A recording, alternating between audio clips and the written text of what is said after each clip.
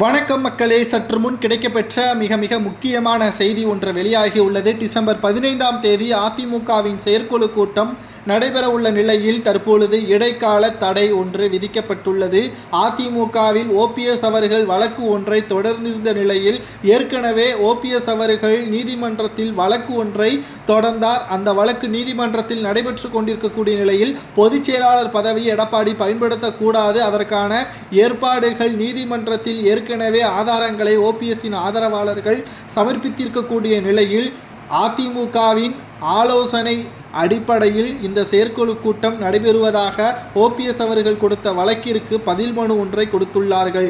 ஆனால் ஓபிஎஸ் அவர்களது பதவி தற்பொழுது வரை இருப்பதால் அவர் அதிமுகவின் அலுவலகத்திற்கு செல்வார். அதை தடுக்கக்கூடாது, அப்படி தடுத்தால் செயற்குழு கூட்டத்தை கூட்டக்கூடாது என்று நீதிபதி ஆனந்த் வெங்கடேசன் அவர்கள் கூறியிருப்ப செய்தி சமூக வலைதளங்களில் வைரலாக பரவி வருகிறது. எடப்பாடி பழனிசாமி அவர்களது தலையில் விழுந்த மிகப்பெரிய ஒரு இடியாக பார்க்கப்படுகிறது. ஏனென்றால் ஓபிஎஸ் அவர்களை பொறுத்தளவிற்கு அதிமுகவை மீட்டெடுக்கக்கூடிய வகையில் தன்னுடைய போராட்டத்தை தொடர்ந்து நடத்தி கொண்டிருக்கிறார். அதுவே மறுபக்கம் எடப்பாடி பழனிசாமி அவர்கள் தன்னுடைய பொதுச் செயலாளர் பதவியை இன்னும் சரியாக பயன்படுத்தவில்லை. ஏனென்றால் செயற்குழு கூட்டத்திற்கு முன்பாக கள ஆய்வு கூட்டம் நடைபெற்றது. ஒவ்வொரு மாவட்டத்திலும் குறிப்பாக நெல்லை, கும்பகோணம், மதுரை போன்ற கள ஆய்வு கூட்டத்தில் அடிதடி மோதல்கள் தான் ஏற்பட்டது. இதனால் எடப்பாடி பழனிசாமி அவர்களது செயல்பாடுகள் சீரோவாக இருக்கிறது என்ற பல்வேறு குற்றச்சாட்டுகளும் முன்வைக்கப்பட்டது.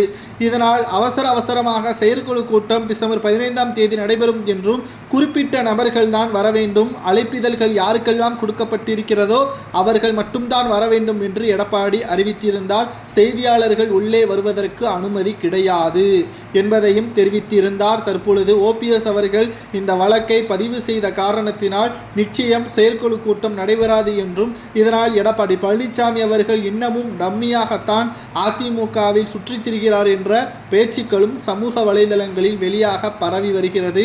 ஓபிஎஸ் அவர்கள்தான் அதிமுகவின் ஒருங்கிணைப்பாளர். ஜெயலலிதா அவர்களது நம்பிக்கைக்குரிய விசுவாசி. துரோகியே போல் எடப்பாடி தான் பச்சை துரோகி என்றும் சமூக வலைதளங்களில் ஓபிஎஸ்ஸின் ஆதரவாளர்கள் கருத்துக்களை பகிர்வு செய்து வருகிறார்கள். எடப்பாடி அவர்கள் நினைத்தது போல் டிசம்பர் 15ஆம் தேதி செயற்குழு கூட்டம் நடைபெற வேண்டும் என்றால் அதில் ஓபிஎஸ் அவர்கள் கலந்து கொள்ள வேண்டும். அதிமுகவில் ஓபிஎஸ் அவர்கள் கலந்து கொண்டால் மட்டும்தான் எடப்பாடி பழனிசாமி அவர்கள் வருகின்ற சட்டமன்ற தேர்தலில் மிகப்பெரிய ஒரு வெற்றியை தழுவ முடியும் என்று வைத்திலிங்கம் அவர்கள் கூறுவது சரியா தவறா என்பதை உங்களது கருத்துக்களை கமெண்ட் வாயிலாக கூறுங்கள்.